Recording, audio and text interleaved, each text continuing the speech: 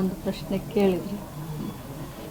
ನಾನು ಮಂತ್ರಿ ಮಂಡಲ ರಚನೆ ಆಗುವ ಮೊದಲನೇ ದಿನದಿಂದನೂ ಕೂಡ ಇಲ್ಲಿಯವರೆಗೆ 3 ವರ್ಷ ನನಗೆ ಅವಕಾಶ ಕೊಟ್ಟಂಥ ಸಿದ್ದರಾಮಯ್ಯನವರಿಗೆ ಧನ್ಯವಾದ ಹೇಳ್ತೀನಿ.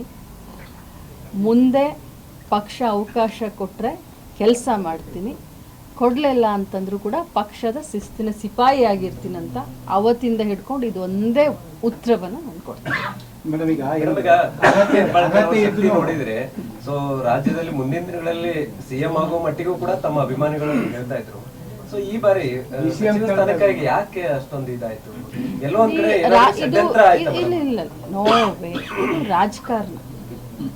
ರಾಜಕಾರಣದಲ್ಲಿ ಯಾವಾಗ ಬೇಕಾದರೂ ಏನು ಬೇಕಾದರೂ ಆಗ್ಬೋದು, ಅನ್ಸರ್ಟನ್.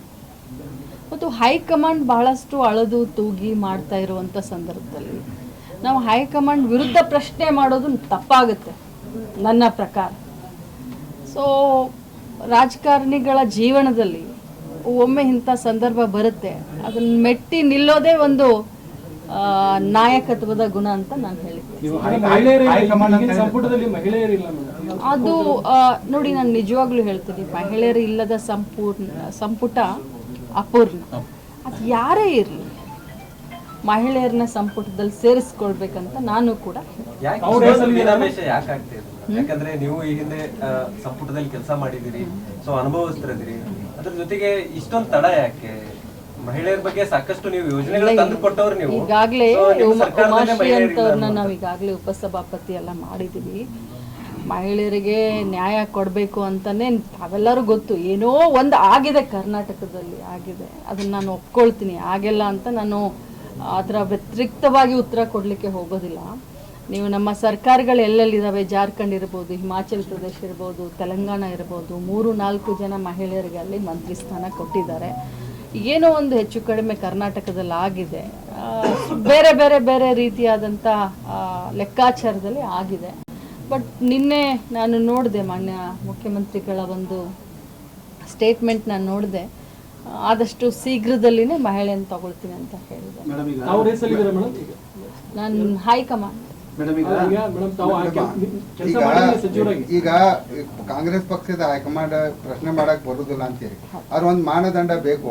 ಈಗ ನೀವು ಸಾಮಾನ್ಯ ಕಾರ್ಯಕರ್ತೆಯಾಗಿ, ಜಿಲ್ಲಾ ಅಧ್ಯಕ್ಷರಾಗಿ, ಮಹಿಳಾ ರಾಜ್ಯ ಅಧ್ಯಕ್ಷರಾಗಿ, ಶಾಸಕರಾಗಿ ಸಂಸದಿಗೆ ಒಂದ್ಸಾರಿ ನಿಂತು ಸೋತು ಇಷ್ಟೆಲ್ಲ ಸಂಘರ್ಷ ಮಾಡಿದ ಮೇಲೆ ಮತ್ತೆ ಯಾವ ಮಾನದಂಡ ಬೇಕು? ಮಾನದಂಡ ಅಂತ ಹೇಳ್ತಾ ಇಲ್ಲ ನಾನು. ಪ್ರಾದೇಶಿಕವಾಗಿ ನೋಡ್ತಾರೆ, ಜಾತಿವಾರು ನೋಡ್ತಾರೆ, ನೀವು ಹೇಳಿದಾಗೆ ಅನುಭವ ನೋಡ್ತಾರೆ, ಪಕ್ಷ ಸೇವೆಯನ್ನು ಕೂಡ ನೋಡ್ತಾರೆ. ಬಟ್ ಯಾವ ಮಾನದಂಡ ಅಂತ ಹಿಂದದೇ ಮಾನದಂಡದಿಂದ ನನಗೆ ಸಿಕ್ಕಿಲ್ಲ ಅಂತ ಹೇಳಲಿಕ್ಕೆ ಬರೋದಿಲ್ಲ. 3 ವರ್ಷ ನನಗೆ ಕೊಟ್ಟಂಥ ಅವಕಾಶದಲ್ಲಿ ಬಹಳ ಒಳ್ಳೊಳ್ಳೆ ಕೆಲಸ ನನ್ನ ಡಿಪಾರ್ಟ್ಮೆಂಟ್ನಲ್ಲಿ ಮಾಡಿದ್ದೀನಿ. ಸೊ ಹೈಕಮಾಂಡ್ ಅವರು ಬೇರೆಯವರಿಗೆ ಅವಕಾಶ ಕೊಡ್ತೀನಿ ಅಂತಂದ್ರೂ ಕೂಡ ಅದನ್ನು ನಾವು ಸ್ವಾಗತ ಮಾಡ್ತೀವಿ.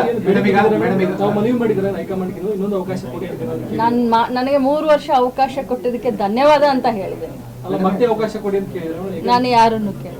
ಮೇಡಮ್, ಈಗ ಅರ್ಹತೆ ಮತ್ತು ಸಾಮರ್ಥ್ಯ ಎರಡೂ ಯಾಕೆ ವಿಳಂಬ ಆಗ್ತದೆ? ಹಾಗಲ್ಲ, ಇಲ್ಲಿ ವಿಳಂಬದ ಪ್ರಶ್ನೆ ಬರೋದಿಲ್ಲ. ಇರೋ 34 ಸೀಟ್ನಲ್ಲಿ, ಮೊದಲ ಪಟ್ಟಿಯಲ್ಲಿ ಇರೋ 34 ಸೀಟ್ನಲ್ಲಿ ಈಗ ನಾನೇ ಬಹಳಷ್ಟು ಅನುಭವ ನನಗೆ ಇದೆ, ನಾನೇ ಇದ್ದೀನಿ ಅಂತ ಹೇಳಲಿಕ್ಕೆ ಬರೋದಿಲ್ಲ. ಸೊ ಪ್ರತಿಯೊಬ್ಬರನ್ನೂ ಕೂಡ ಸಮಾಧಾನ ಮಾಡಬೇಕಾಗುತ್ತೆ.